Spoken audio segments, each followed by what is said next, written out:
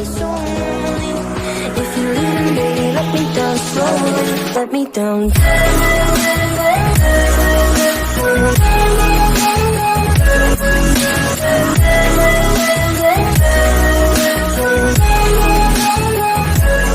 me down.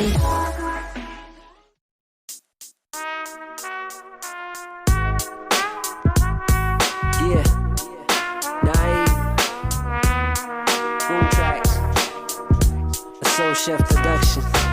Got me like, don't wanna write this down, I wanna say it while it's like this now. So let me grab the mic.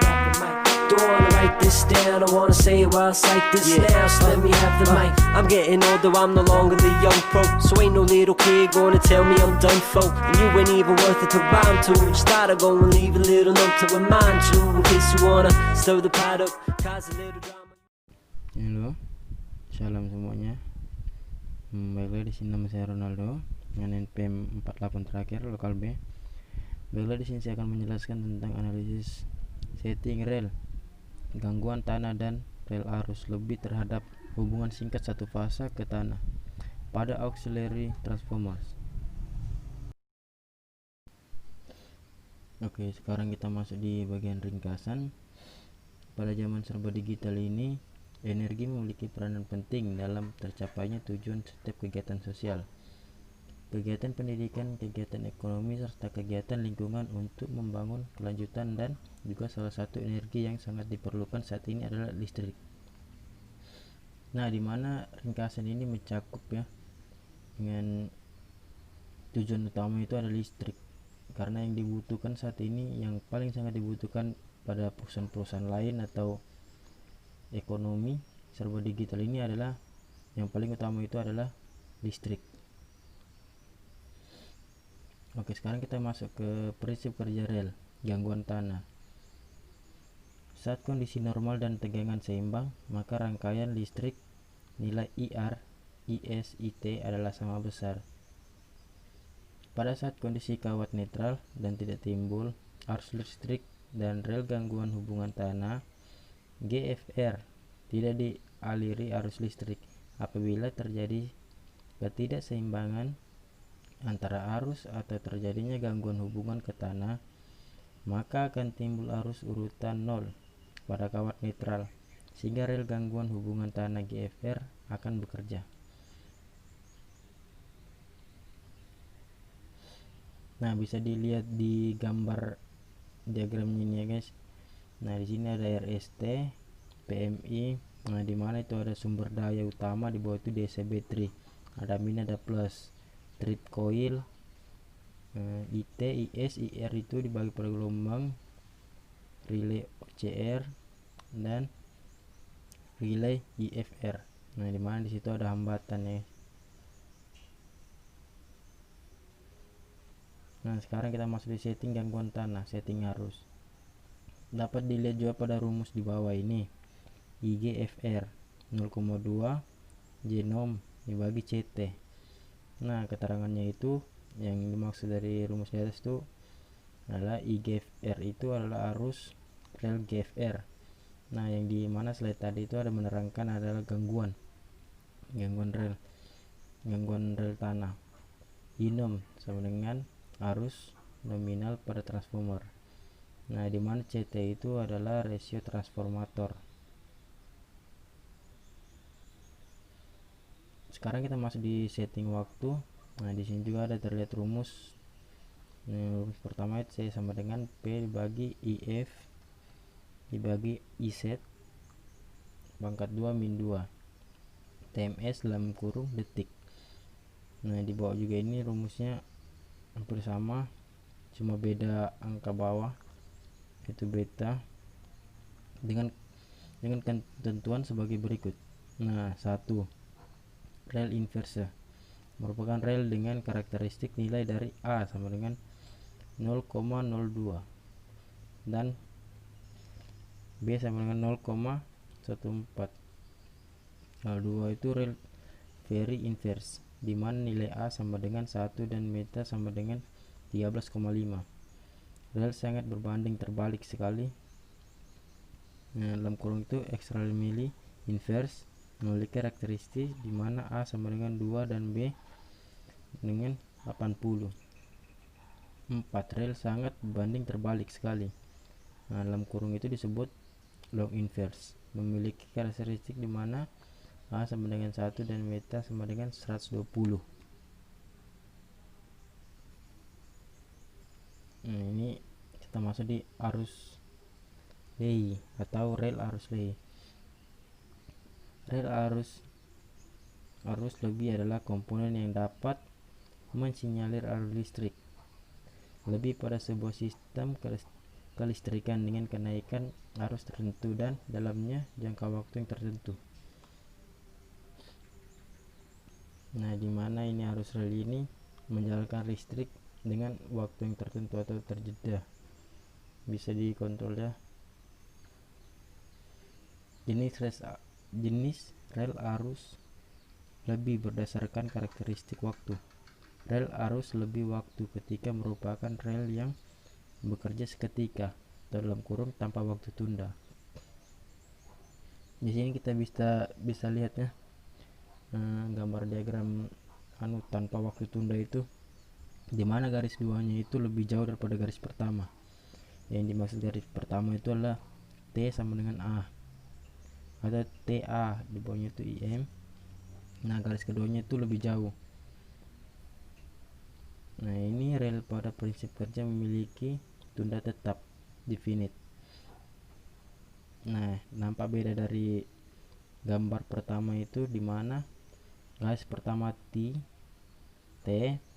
IMP, TS, IS itu lebih dekat dari garis kedua tuh ya. Nah, rel arus lebih inverse adalah rel yang waktu tundanya memiliki karakteristik berbangun pada besarnya arus gangguan yang terjadi. Semakin besar arus gangguan yang diterima, maka akan semakin cepat pula waktu kerja rel, atau berbanding terbalik. Rel dengan karakteristik waktu inverse dapat dilihat pada gambar berikutnya. Nah, arus lebih ini bedanya di gambar kedua itu ya. Kalau di gambar yang arus tetap itu, gambar kedua itu arusnya itu mengikuti gambar garis pertama. Nah, dimana kalau arus lebih ini inverse juga bisa disebut, dimana itu garis keduanya itu melengkung. Oke, itu perbedaannya. Nah, kita masuk di setting waktu. Dalam menentukan nilai setting rel, harus lebih dibutuhkan nilai sebesar arus beban maksimum dan harus hubungan sumber minimum. Sekarang kita masuk di transformator daya. Merupakan satu komponen listrik yang berfungsi untuk mengubah listrik arus bolak-balik tegangan kendali ke tegangan tinggi, atau juga dalam kurung tap up atau sebaliknya. Nah, fungsi transformator daya ini untuk merubah arus, bisa juga arus tegangan kendali tinggi atau juga bolak-balik ya. Nah, prinsip kerja dari transformator dapat dilihat pada susunan. Nah, ini ya gambar transformatornya: primary volt, iron core, secondary voltage, mechanical flux. Nah, dimana ada ini arusnya keliling dan ada juga lilitan kabel, atau juga bisa disebut kuningannya kalau bisa disebut, untuk menjaga arus listrik ya, atau tegangan. Gabungan transformator daya. Pada dasarnya semua beban yang memerlukan energi listrik dengan tegangan tertentu, seluruhnya disuplai oleh sebuah transformator. Nah, di sini transformator daya ini adalah fungsinya itu mengontrol ya, dimana sebuah transformator daya itu mengontrol seluruh disuplai.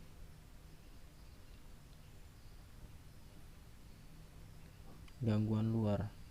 Gangguan ini terjadi di luar transformator dan dapat diklarifikasikan sebagai berikut.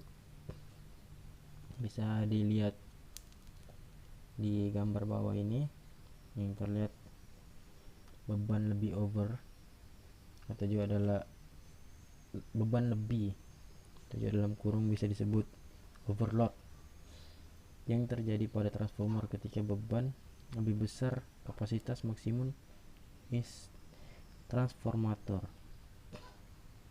Nah, yang kedua itu gangguan gelombang surja yang bisa disebabkan oleh cuaca, misalnya sambaran petir pada saluran yang terhubung ke transformator. Yang ketiga itu adalah gangguan hubungan singkat antar fasa dan hubungan singkat fasa ke tanah, yang juga dapat menyebabkan arus lebih pada transformator. Gangguan hubungan singkat mungkin terjadi pada jaringan selatan, yaitu bisa dilihat di sini ya. Pengertiannya ini: 1. Hubungan singkat 3 fasa. 2. Gangguan hubungan singkat 2 fasa. Gangguan hubungan singkat 1 fasa ke tanah. Semua gangguan hubungan singkat di atas arus gangguan dihitung dengan menggunakan rumus dasar, yaitu bisa dilihat di rumusnya sini ya. Nah, di mana I sama dengan V dibagi Z. Pengertiannya di bawah ini ya. I sama dengan arus yang mengalir pada hambatan Z dalam kurung A. V sama dengan tegangan sumber dalam kurung V. Z impedansi sumber tegangan sampai titik gangguan.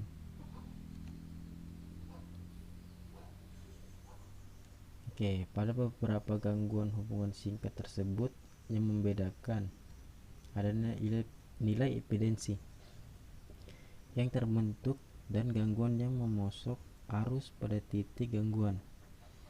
Namun pada penelitian ini batasan masalah yang diberikan adalah tentang koordinasi rel proteksi gangguan tanah dalam kurung IFR dan rel produksi arus lebih dalam kurung juga UCR pada BBT auxiliary transformer. Saat terjadi gangguan hubungan singkat 1 fasa ke tanah, nilai-nilai impedansi dalam kurung Z pada gangguan hubungan singkat adalah sebagai berikut. Nah, dia ada terbagi 3 karena yang dijelaskan sini adalah 1 fasa, 2 fasa, dan 3 fasa ya. Di mana impedansi untuk gangguan 3 fasa adalah Z sama dengan Z1. Nah, yang kedua ini adalah impedansi untuk gangguan 2 fasa adalah Z sama dengan Z1 plus Z2. Yang ketiga ini impedansi untuk gangguan 1 fasa ke tanah adalah Z sama dengan Z1 plus Z2 plus Z3. Nah, di mana 3 fasa itu rumusnya semakin sedikit ya, dimana kalau 1 fasa itu rumusnya dari 1 sampai 0. Itu tergantung dari, kalau misalnya 3 fasa itu dia menghitungnya 1, kalau 1 fasa itu menghitungnya 3 dari Z1 sampai Z0, jadi hitung 3, dimana Z1 adalah impedansi urutan positif atau juga bisa disebut ohm, dimana Z2 adalah impedansi urutan negatif, sama juga ohm. Z0 adalah impedansi urutan 0. Nah, ohm juga ya disebut. Nah, sekian pembahasan dari saya ya. Kurang dan lebihnya mohon dimaafkan jika ada kesalahan dalam pembahasan ini. Kurang lebih mohon dimaafkan. Selamat siang dan shalom. If you wanna go, then I'll be so lonely. If you're leaving, baby, let me down slowly. Let me down.